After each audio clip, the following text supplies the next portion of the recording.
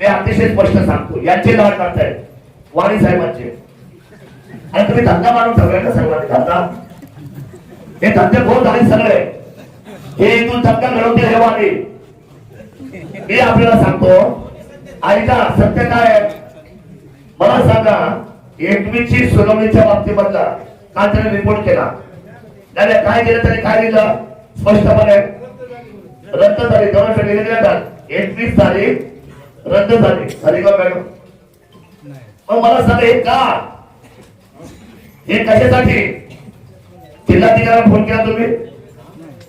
पण जाऊ द्या, त्या 15 वर्ष होत्या ते आणि मी आहे मी पाहतोच एकदा ते आहे. ते शरद सोडे माझं नाव आहे, असे मला खूप कल्प लागलेली आहे पहिल्यापासून.